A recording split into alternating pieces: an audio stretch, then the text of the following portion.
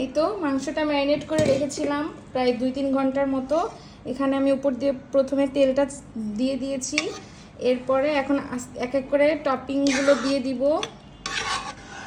এই কিশমিশ দিয়ে দিব, কিছু গোটা কিশমিশ, আমাদের মোস্ট ফেভারিট আলু বোখারা, আমরা একটু বেশি পরিমাণে খাই এর জন্য অনেকগুলো দিলাম। এখন দিয়ে দিব পেঁয়াজ বেরেস্তা, অল্প করে প্রথমে এখন দিব, পরে আবার শেষের দিকে আরেকটু দিয়ে দিব। এবার দিয়ে দিব আমাদের সবার পছন্দের আলু, যেটা ছাড়া কাচ্চি আসলেই অসম্পূর্ণ।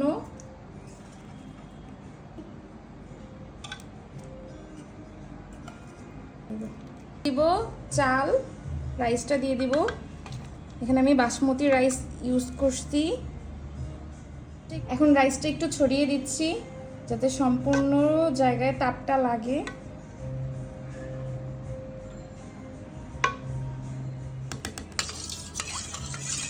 এই তো এখানে একটু আমি দুধ গুলিয়ে নিয়েছি, এইটা এখন এটা রাইসের উপর দিয়ে একটু ছড়িয়ে দিয়ে দিব। সামান্য পরিমাণ রোজ ওয়াটার, গোলাপ, এই তো একটু ফুড কালার, এগুলো হচ্ছে কিছু কিছু জায়গায় দিয়ে দিচ্ছি। পানি দিয়ে আমি গুলিয়ে নিয়েছি। লাস্টে আবারও পেঁয়াজের বেরেস্তাটা ছড়িয়ে দিচ্ছি রাইসের উপর দিয়ে। এবার আমি বাকি যতটুকু থাকবে সবটুকুই দিয়ে দিব। আর লাস্ট দিয়ে দিব হচ্ছে একটু ঘি, চারিদিকে ছড়িয়ে দিব। Last but not the least, আমি কিছু কাঁচামরিচ এভাবে করে একটু গেঁথে দিব, তাই ফ্লেভারটা খুব সুন্দর করে রাইসের মধ্যে ছড়িয়ে যাবে।